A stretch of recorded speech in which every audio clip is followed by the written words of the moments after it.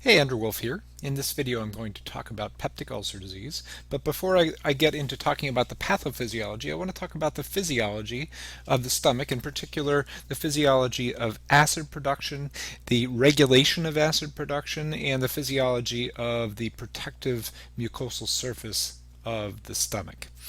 Okay, so let's just review some of the mucosal layer of the stomach. So now, if you remember, the mucosal layer is very irregular in the stomach. It's filled with these sort of gastric pits, and I'm going to kind of draw one of these up close. So here we have a big gastric pit, and actually they're very, very deep if you look at the histology, and you can find pictures on in images, Google Images, very easily, that show you the histology of the stomach, and they're very, very deep pits. Now, on the surface here, we have a columnar epithelium, and the columnar epithelium is interspersed with what are called foveolar cells. And the foveolar cells are actually very similar to the goblet cells in the intestines, and their major role, as you might expect, since they are similar to goblet cells, is to produce mucus that lines the stomach. Now, this mucus, and I'm going to talk about this a little bit more, has a few major components. Obviously, it has water in it, but it also has a lot of mucin, as is typical of mucus. But then it has a special ingredient that's unique to the stomach, and that is gastric surfactant. Now, if you remember, a surfactant is a molecule with that's very similar to, actually it has a phospholipid component, so it has a hydrophobic end and a hydrophilic end. And this provides a thin, impenetrable barrier that lies on top of the mucus and protects the mucus, that protects the cells from any charged molecules. In particular, the charged molecule that we're really worried about here is hydrogen, the hydrogen ion. So this provides an impenetrable barrier protecting the mucosal cells. And again, those are called foveolar cells. And then, sort of moving down the neck into the gastric pit, we continue our columnar epithelium. And when we get sort of midway down, we have the parietal cells. And that I've seen them they kind of look like little cellular volcanoes. And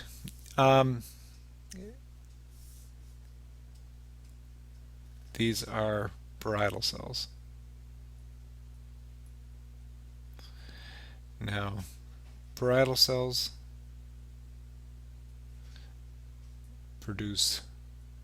pump out hydrogen ions. And I'm not going to get into the chemistry of just how they do that in this, but just be aware that their major role is to produce acid when stimulated, and we'll talk about how they're stimulated in a few minutes. Okay, so acid secretion. Okay, and one interesting cell here is called the ECL cell, and this ECL cell actually produces histamine.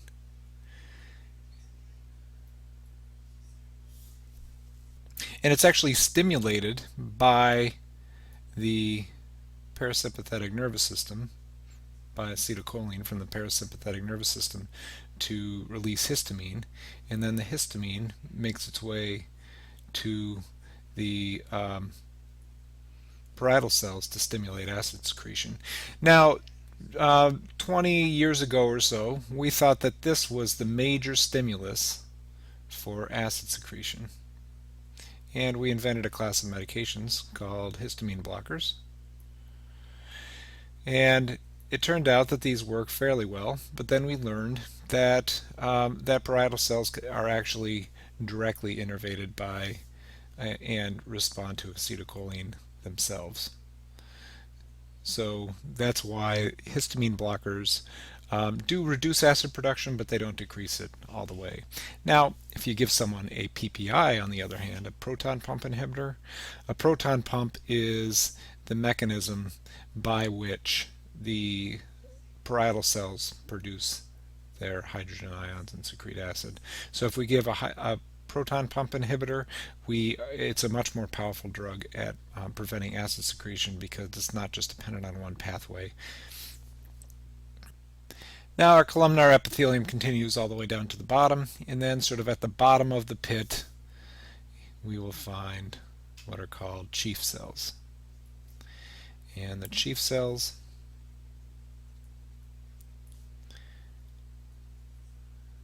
secrete pepsinogen. And pepsinogen is an enzyme that breaks down protein, so it's a protease. And this is also stimulated directly by acetylcholine. Now, the mucosa varies from one part of the stomach to the other. We have, cardiac mucosa that is unique. And then we have the mucosa of the body of the stomach, and then we have mucosa in the antrum. Now, the antrum of the stomach actually has a, similar gross anatomy to it, but it has a different collection of cells. For one thing, it doesn't have a significant number of parietal cells. And for another thing, it has some other unique cells. It has some endocrine cells, and one is called the G cell and one is called the D cell. So the G cell, let me be consistent with my colors. The G cell is stimulated by the presence of amino acids. And G stands for gastrin.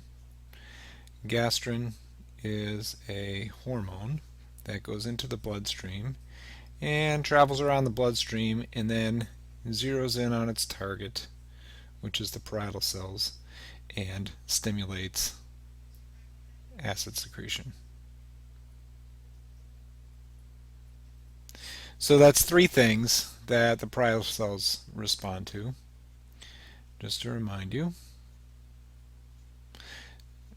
they secrete acid in response to acetylcholine from the parasympathetic nervous system, from gastrin, from the G cells, and from histamine from the ECL cells.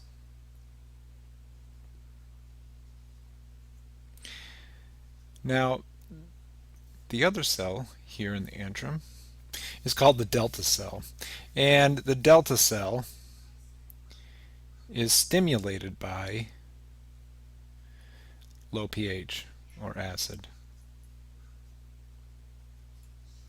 And when there is low pH, the delta cell is stimulated to release somatostatin, and the somatostatin suppresses the parasympathetic nervous system. So it has a negative effect on the parietal cell production of hydrogen. So we have here, so these ones are histamine, gastrin, and the parasympathetic nervous system are all positive, but here we have a negative effect from somatostatin. So the regulation of acid production really sort of occurs in the antrum of the stomach because of the G cells that are stimulated by protein to produce gastrin, which stimulates the parietal cells, and the delta cells, which provide a negative feedback for high acid levels by producing somatostatin, which slows down the parasympathetic nervous system or suppresses the parasympathetic nervous system to decrease acid production. Okay, now I want to go on and talk about the protective mechanisms, and I've alluded to some of them here. So this is just going to be putting them in a different status. So what are the protective mechanisms of the mucosa? Well, first of all, why do we need a protective mechanism? Well, because we've got low pH, which is toxic to most cells, because we've got a pH of, sometimes as low as 1 to 2. And we also have pepsinogen, which is a protease that could also be directly toxic to cells. So the stomach needs to protect itself from its own secretions. So protective mechanisms are very critical.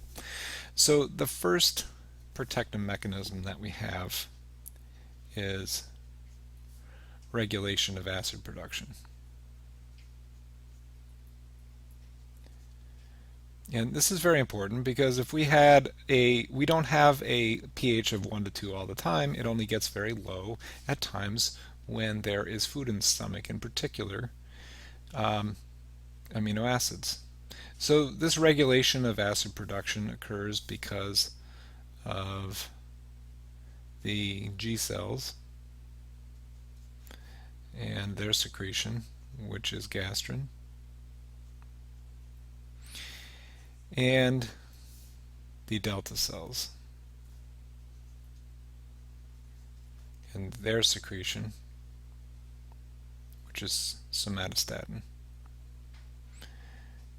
And this provides that negative feedback loop.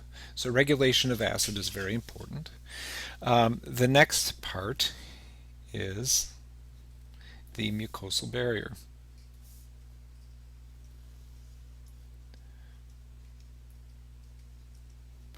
Now, there are adaptations of the mucosal barrier that make it very unique in the stomach. First of all, we have unique adaptations to the columnar epithelial cells. And we don't know the exact mechanism of this, but we know that the apical surface, the surface that points into the stomach, is very resistant to a low pH. So the cell is adapted so that the apical surface cannot be damaged easily by low pH. However, this is not true for the lateral and basilar surfaces. So this mechanism works quite well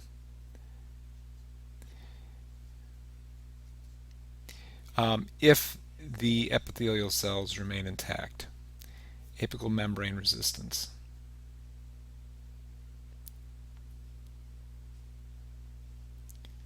Okay, so you can imagine what would happen if usually there is a very tight border between the columnar epithelial cells, but if one of these cells dies, then the acid will have direct access to the lateral or possibly even the basilar surface, and that cell is going to be damaged. And next, we have gastric surfactant.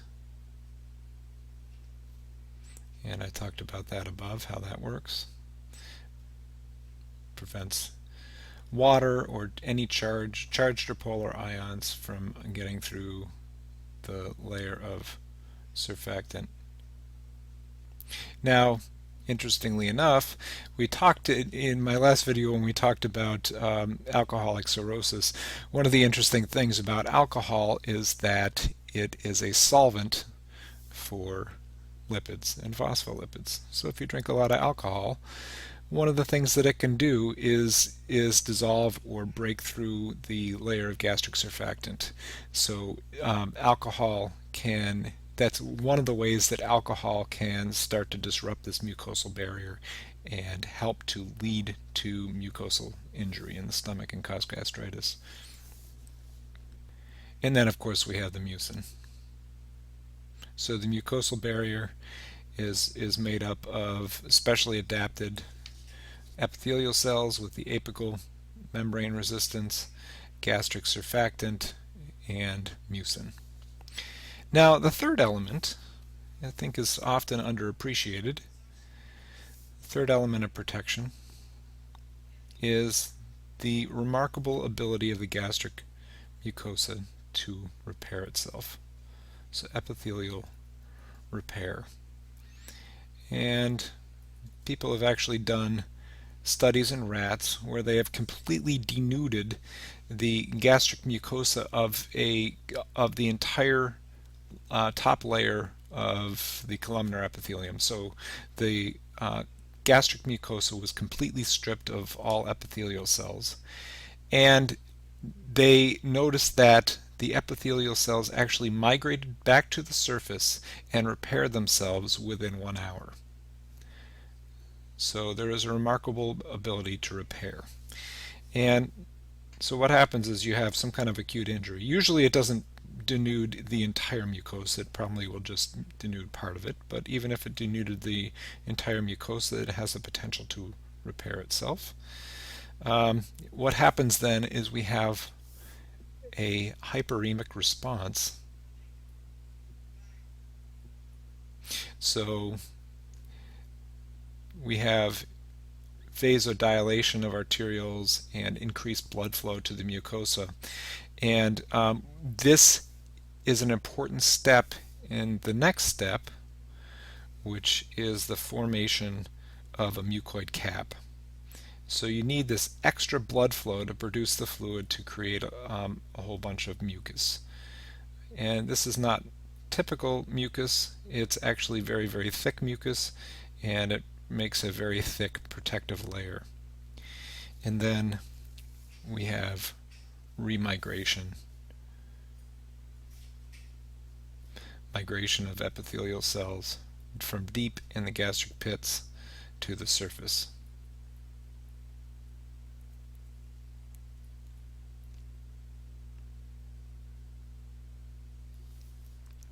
Now I'm going to talk about how all of these things can be disrupted, and it's disruption of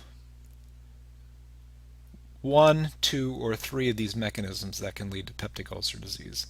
And typically, the causes of peptic ulcer disease impact all 3. Regulation of acid, disruption of the mucosal barrier, and disruption of the epithelial repair mechanism. So in this country, the major causes of peptic ulcer disease is H. pylori. And now H. pylori is an interesting infection. The epidemiologists suggest that about 50% of every person in the world is infected with H. pylori. However, fortunately, only about 50% of those have a virulent form of it that can actually cause significant disease. And then of that 50%, about 15% of those people will end up developing a peptic ulcer during their lifetime. So I believe that brings us to about 3 to 5% of people during their lifetime will have a peptic ulcer. Well, what does H. pylori do? It's a nasty little organism that is perfectly adapted to live in and feed in our stomach. So it does 2 things. First, it increases acid production. Now, H. pylori can infect any part of the stomach, but most of the time it infects the antrum of the stomach, and when it does so, it causes inflammation in the antrum of the stomach, and that part of what occurs during that inflammation is we end up with a stimulation of the G cells. So we end up with gastrin, more gastrin, and suppression and actually destruction of the delta cells So we end up with less somatostatin. And these two things work together to produce more acid. And also the inflammation stimulates sort of this vagal response. It stimulates the parasympathetic nervous system, which causes more acetylcholine to be produced, and that also produces more acid. So we have more gastrin is 1, less somatostatin is 2, and direct stimulation of the parasympathetic nervous system would be 3.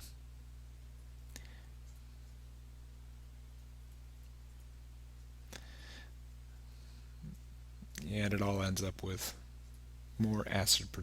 And then we have disruption of mucosal defense in the body of the stomach. And this is just due to inflammation and destruction of epithelial cells. And interestingly enough, there is some evidence that the H. pylori cells may actually feed on gastric surfactant. So we have a direct destruction of this gastric surfactant layer and a disruption of that mucosal barrier. So we have increased acid and we have disruption of the mucosal barrier. Now with NSAIDs, we actually have a similar process going on.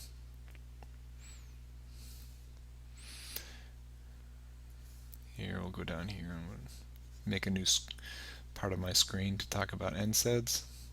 And that, of course, stands for non-steroidal anti-inflammatory medications. So what happens with NSAIDs?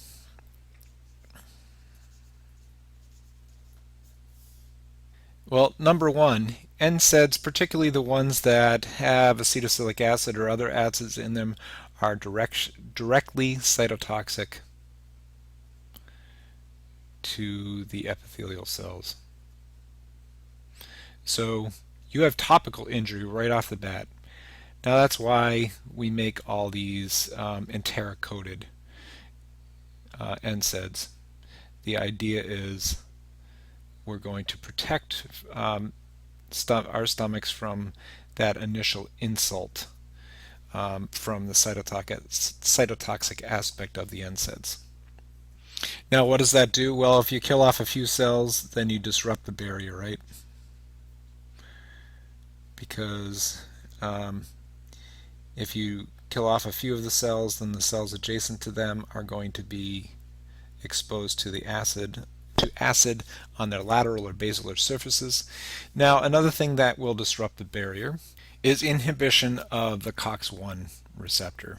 Now if you remember from pharmacology class, we have prostaglandins in our body, and prostaglandins are chemical signals that have receptors for COX-1, COX-2, and COX-3.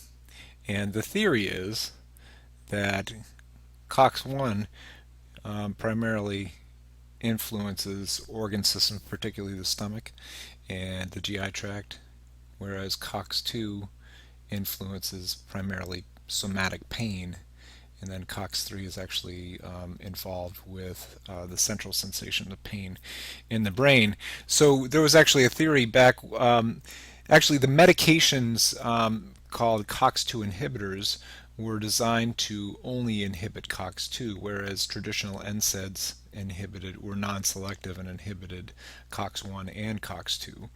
The theory was that if you made a selective COX-2 inhibitor, then you could avoid the gastric mucosal injury that is caused by COX-1. Unfortunately, the promise was very hopeful back in the 1990s when COX-2 inhibitors first came to the market. However, it turns out that they did not work as we theoretically thought they would, and there's a number of reasons for that. One is that there is a COX-2 mechanism of injury for COX-2 inhibition in the stomach as well, and I'll get to that in a minute.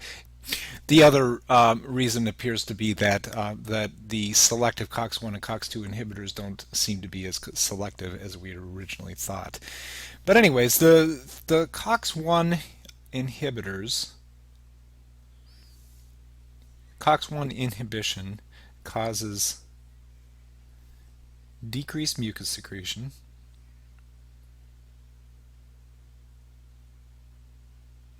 which disrupts the barrier. It also causes decreased blood flow to the epithelial cells.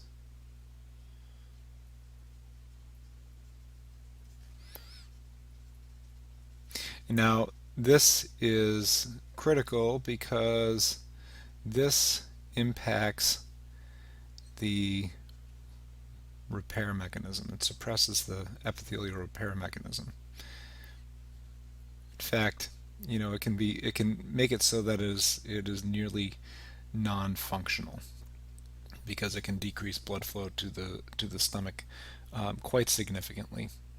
And then another effect that sort of relates is that COX-1 also impairs platelet function. And this doesn't cause injury to the stomach. However, if we do have injury to the stomach and we start to erode into small vessels, it just makes it more likely that the stomach is going to bleed. And then we have some COX-2 effects. If we inhibit COX-2, then we have significantly reduced angiogenesis,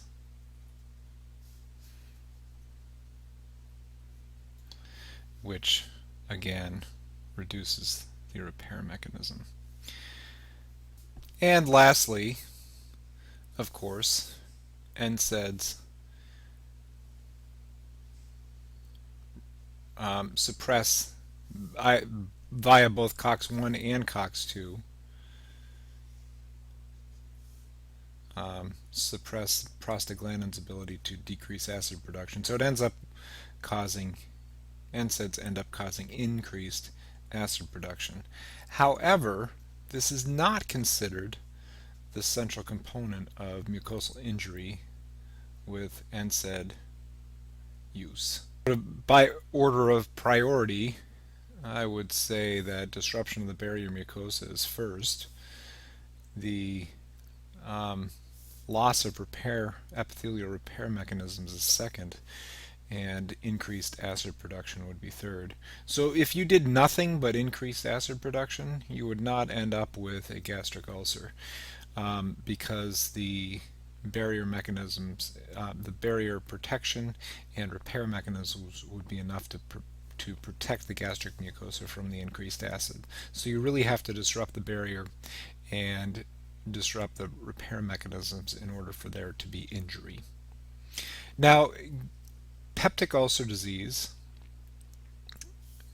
is also related to duodenal ulcer disease, and I'm not going to get into the details of that. Perhaps I'll come back later and make a separate video on duodenal ulcers.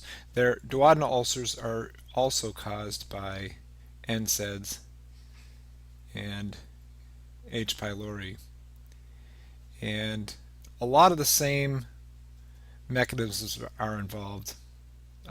Disruptions of the barrier. The duodenum also has significant repair mechanisms because it's exposed to acid and pepsinogen as well. But there's also, it involves some of the disruptions in the endocrine system that controls gastric hormones also causes decreased bicarb secretion by the pancreas, and that significantly contributes to duodenal ulcers. But again, duodenal ulcers and gastric ulcers are both most commonly caused by NSAID use and the infection with H. pylori. Okay, now that brings my discussion of peptic ulcer disease to a close. Please take a moment to provide some feedback with a thumbs up or a thumbs down, and if you have any questions, please feel free to ask them in the comments below, and I'll do what I can to answer them.